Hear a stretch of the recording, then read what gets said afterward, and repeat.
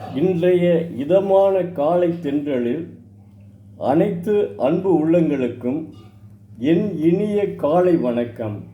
இன்று ஒரு குறள். அதிகாரம் 36, மெய் உணர்தல். குறள் எண் 353. ஐயத்தின் நீங்கித் தெளிந்தார்க்கு வையத்தின் வானும் நனியது உழைத்து. ஐயத்தின் நீங்கித் தெளிந்தார்க்கு வையத்தின் வானும் நனியது உடைத்து.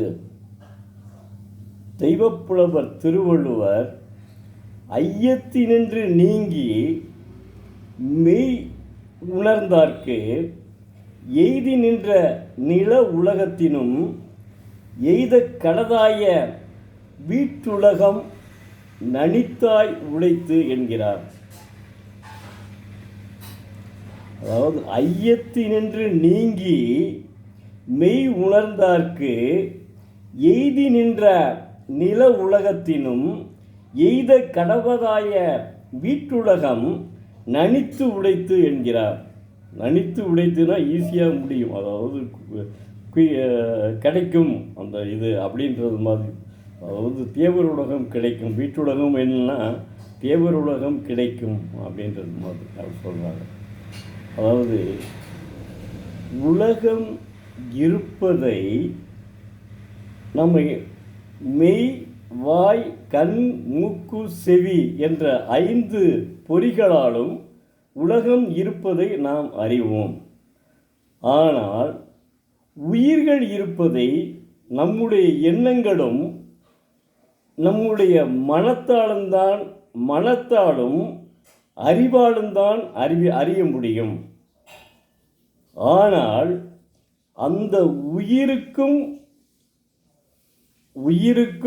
உலகத்தாருக்கும் உள்ள தொடர்பு, அதாவது இந்த உலகமும் உயிரும் இயங்குவதற்கு காரணமான ஒரு ஆற்றல் இருப்பதைத்தான் எல்லாராலும் எளிதில் உணர்ந்து கொள்ள முடியவில்லை.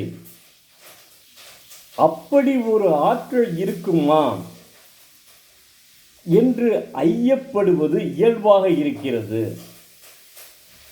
உண்மை அந்த ஆற்றல் இருக்கிறது என்ற உண்மையை உணரும் மெய்யறிவு பெற்றால்தான் அந்த ஐயம் தெளிவு பிறக்கும். அத்தகைய தெளிவு பிறந்து விட்டால் அழியும் இயல்புடைய உலகமும் உலக பொருள் பற்றுதலும் அவர்களை விட்டு நீங்கும், அகலும். என்ன அதாவது உலகம் நிலையாமை தான். இப்போ தான் இந்த போர் வந்துச்சு பார்த்தீங்களா? இங்கே எவ்வளோ பெரிய ஒரு இப்போ இன்னும் கூட முடிவுக்கு வரலை. இந்த வந்துருச்சுன்னு சொல்கிறாங்க, வரல. அது மாதிரி தான் உலகம் நிலை இல்லாததுங்க. அந்த உலகத்தினுடைய பொருள்களும் நிலையில்லாதது. அந்த பொருள்களையும் உலகத்தையும் பற்றி நம்ம நிலையில்லாமை என்ற மெய்யுணர்வை அறிந்து கொண்டால், அதுதான் மெய்யுணர்வுன்னு ஒரு அதிகாரத்தையே தெய்வப்புலவர் படைத்துள்ளார். அந்த மெய்யுணர்வை நாம் அறிந்து கொண்டால் நிச்சயமாக நாம் அந்த ஒரு பற்று நமக்கு இருக்காது. பற்றுனா என்னன்னா, நாம் அதை சம்பாதிக்க வேண்டும், நம்ம இப்படி ஆள வேண்டும், இவ்வளோ பெரிய அப்படின்னா உன்னுடைய வருமானத்தினால் செய்ய முடியும், குறுக்கு வழியில் தான் சம்பாதிக்க முடியும். அதனால தான் தெய்வப்புலவர் இப்படி ஒரு அதிகாரத்தை படைத்துள்ளார். மெய்யுணர்வு வேண்டும். மெய்யுணர்வுனா என்னன்னா, எதையும் ஆராய்ந்து முடிவு செய்ய வேண்டும். அந்த அறிவு, அதான் மெய்யறிவு. அந்த மெய்யறிவு இருந்தால் நாம் நம்ம தெரிந்து கொள்ளலாம். உலகம் நிலையில்லாததுங்க. இந்த நிலையில்லாத உலகத்துக்கு போய் இப்படி நம்ம அரட்டிக்கலாம். ஆனால் ஒன்று, கருவறை முதல் கல்லறை வரை சில்லறை வேண்டும். அது உண்மைதான். அதுக்கு நாம் உழைக்க வேண்டும். உழைத்து நாம் சம்பாதிக்க வேண்டும். அது அவருடைய இயல்பு, நம்ம கடமை. அந்த கடமையை நம்ம நிறைவேற்ற வேண்டும். அதற்காக நம்ம அப்படி இருக்கணும், பெரிய மாளிகை கட்டி இருக்கணும், அப்படி இருக்கணும், அது தேவையில்லைங்க. அந்த மாதிரி ஒரு எண்ணத்தை கைவிடுறதுக்கு தான் இதை சொல்கிறார் அவர். இப்போ சிந்திச்சு பாருங்கள். அவரெல்லாம் நல்லா அனுபவிச்சிருக்காருங்க வாழ்க்கையில். நீங்கள் அவருடைய இன்பத்து காமத்துப்பாலை படித்து பார்த்தீங்கன்னா இப்படியும் ஒரு மனிதன் இருந்திருக்கிறார், ஒரு புலவர் இருந்திருக்கிறார் என்பதை நாம் உணரலாம்.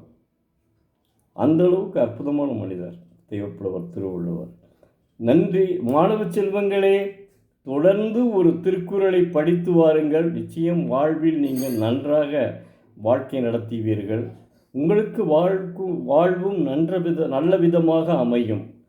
நன்றி. நாளை மீண்டும் ஒரு குறளுடன் உங்களை சந்திக்கும் எழுத்தாளர் சோ. பரமசிவம், மதுரை.